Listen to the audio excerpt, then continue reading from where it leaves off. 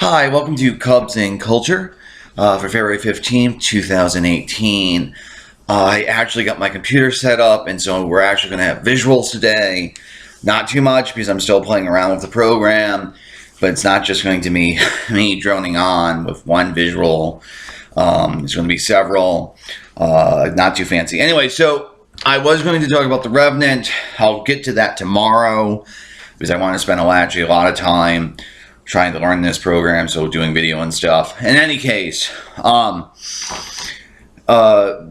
yearly theme has come out. So every single year in spring training, Maddon has this theme where it's sort of a simple phrase or a couple of phrases where it's what he wants players to be thinking about. So in 2016, it was do simple better and embrace the target, meaning do the little things correctly and embrace the fact that we're the team to beat in 2016. Last year it was be authentic, be uncomfortable, i.e. don't be complacent.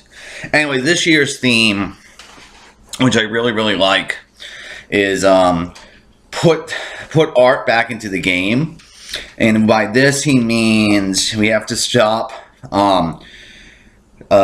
balancing. We need to learn to balance the human element, the artistry of baseball, with the science or the analytics of cybermetrics.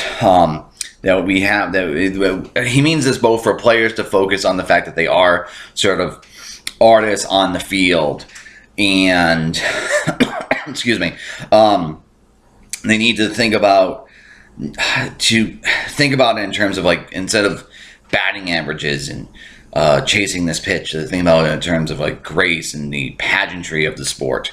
He also thinks as an industry that we have to learn to balance sort of the sabermetrics with how the games are feeling, in that so everyone has access to the same sort of data right now, and there's not really competitive edge in terms of the analytics because everyone uses the same analytics for the most part. Where you're going to start separating yourself is by the feel of the game. Now, here's the thing.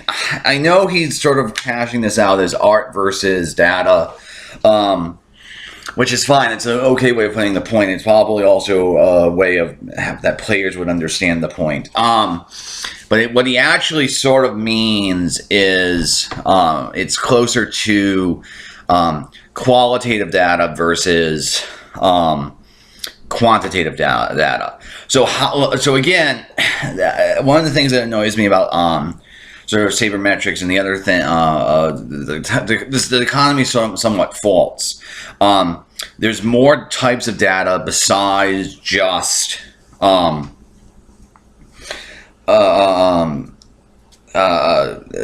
numbers. There's how things feel, how people look is sort of data, and it's sort of wrong to put the point that way. But in any case, I really like this because I think this actually is the way forward. That's gotta be a blend of sabermetrics and old school scouting. In any case, I really, to kind of connect this, I think AJ Hinch is another sort of manager on the Astros who really does this. And in the World Series, he was managing by number, but he was also reading his pitchers, and so that's why he left like Peacock in Game 3 for that 3 2/3 inning save, because he was so strong. And so I really like this. So anyway, to finish the story for this segment, Maddon has commissioned several paintings about a baseball being juxtaposed with various famous artworks. It's very famous artworks because you're dealing with baseball players. So you have to make sure they get the reference, I guess.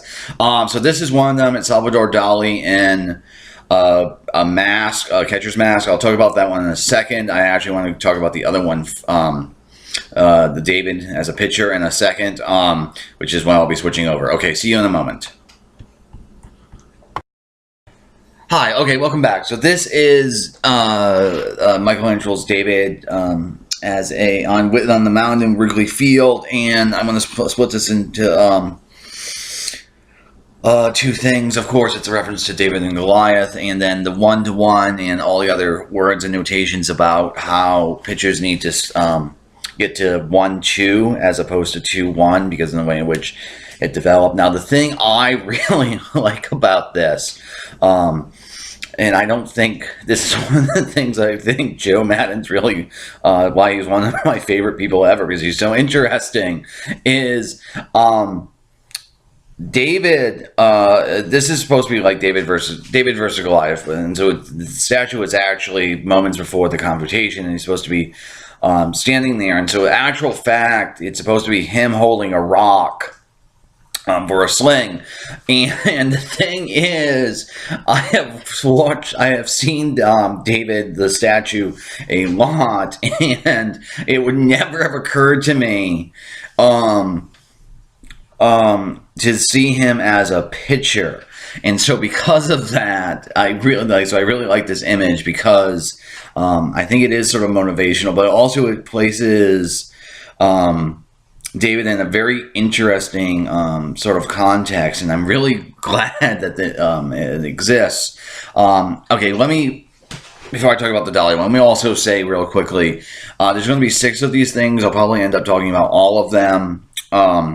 But afterwards, they're going to go on auction, which I wish I could buy one, but that's going to be probably a couple $100,000. But in any case, the other sort of thing about this is Maddon's charity project for this year for the city of Chicago and probably Tampa Bay, because he does 2 each year, is art projects for high schools. Okay, see you in a sec.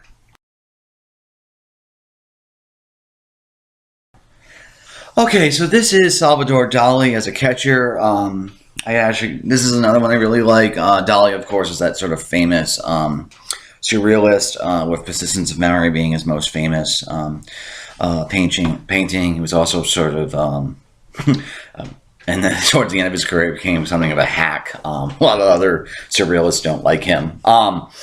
I like this image. It's kind of surreal because it's Dali within a catcher's mask, and he was profoundly unathletic. This one is specifically supposed to be about Dali has this famous quote. I want to paraphrase it. Don't worry about perfection. You'll never reach it. And don't be scared of perfection. You'll never get it anyway. Which is sort of another way of saying do simple better, right? Don't worry about the sort of don't worry about being perfect. Just worry about showing up.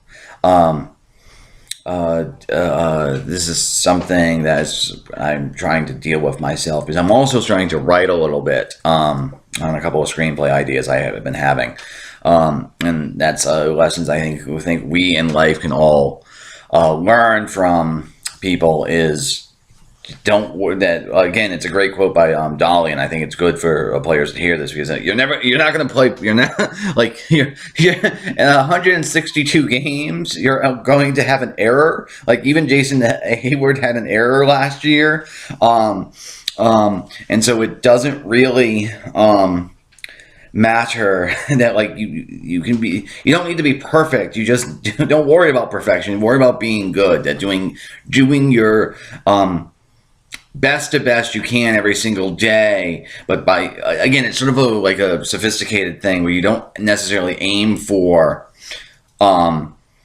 perfection so much as you aim for, by not aiming for perfection, you end up getting closer to perfection because you're not worried about it. In any case, I'm almost out of time for today, or at least I want to play around with programs some more. I will get to The Revenant tomorrow. I am deeply happy that I discovered this program on my computer, so at least maybe the visuals get more interesting for the one person who's watching this, if anyone. In any case, I have visuals now. That will be it for today. Cubs and Culture out. Have a good day.